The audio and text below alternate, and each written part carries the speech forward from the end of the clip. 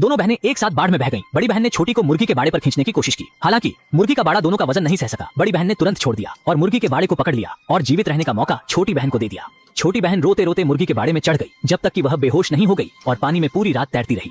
अगले दिन जब वह जागी तो देखा कि उसके पास एक बूढ़ी मुर्गी है। बाढ़ का पानी सिर्फ छन छन का कुंड रह गया था और वह अब एक बंजर रेगिस्तान में थी। जब उसने इसे देखा तो वह बहुत डर गई, लेकिन फिर उसने देखा कि दूसरी तरफ एक नखलिस्तान है।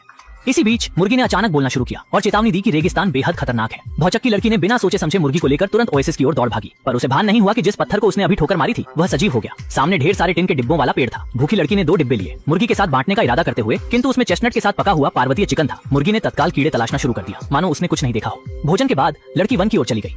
वन के गहराइयों में उसने एक शहर की खोज की जो पूरी तरह ध्वस्त था और हर कोने में विचित्र मानव मूर्तियां थीं। अचानक एक अजीब पहिए जैसे आकृति वाला व्यक्ति उसके सामने प्रकट हुआ। वह डरा हुआ मुड़ गया और भाग गया, लेकिन गलती से एक बंद गली में घुस गया और अनगिनत गाड़ियों ने उसका रास्ता रोक दिया। तभी मुर्गी ने एक चाबी उगली। लड़की ने उससे पत्थर का दरवाजा खोला। अंदर एक धूल से भरा तांबे का आदमी था। तांबे के आदमी के पीछे के निर्देशों को देखकर लड़की ने उसके गियर को सेट किया और अगले ही पल वह तांबे का आदमी जीवित हो गया। उसने लड़की से कहा कि बाहर की मूर्तियां असली इंसान थीं, जिन्हें बुरे नोम राजा ने पत्थर में बदल दिया और लड़की का मिशन था इस शहर को बचाना। सिर्फ इस तरह वह वापस अपनी दुनिया में जा सकता है। लड़की ने खुशी खुशी इसे स्वीकार कर लिया और तांबे का आदमी उसे बड़े गर्व से बाहर ले गया। सभी गाड़ियों ने जोर की आवाज सुनी और दौड़कर आईं। तांबे का आदमी पागल होकर अपने हाथों को घुमाने लगा और सभी गाड़ियों को पराजित कर दिया। फिर उसने एक को पकड़कर पूछा कि नोम राजा कहाँ है। गाड़ियों ने उन्हें राजकुमारी के किले तक ले आए। यह कहा गया कि केवल राजकुमारी ही नोम राजा का स्थान जानती थी। राजकुमारी एक खली अलमारी तक चलकर गई। उसने अपना सिर उतारकर वहां रख दिया और फिर एक दूसरा सिर उठाकर लड़की से पूछा कि कैसा है। लड़की ने खौफ को दबाते हुए तारीफ की और फिर राजकुमारी ने सिर को वापस अपने ऊपर लगा लिया। तभी उसे लगा कि लड़की एक खूबसूरत खजाना है।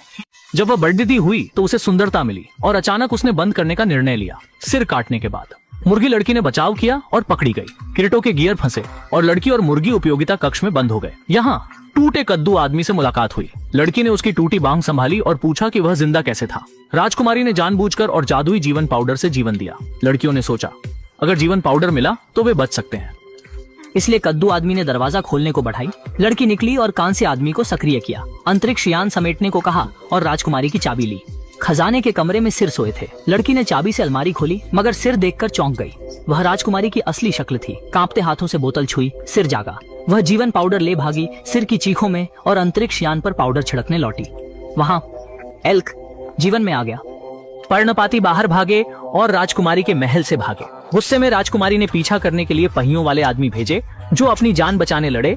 धरती पर दौड़ते हुए ब्रेक रेगिस्तान की ओर भागा और खाकी रेत के एक ढेर में बदल गया, जबकि शेष लोग जंक्शन पर कांप उठे। उनके रेगिस्तान में उड़ान भरते देखकर हड़बड़ी में बनाए गए स्पेसशिप की केबल टूट गई और हर कोई पकौड़े की भांति गिर पड़ा। उसी समय मानव चेहरे ने पत्थर की दीवार पर प्रकट होकर रहस्य उद्घाटन किया कि यह राजा नोम का आस्थान था। राजा नोम, जो ऊपर से भारी और उन्मादी लगता है, वास्तव में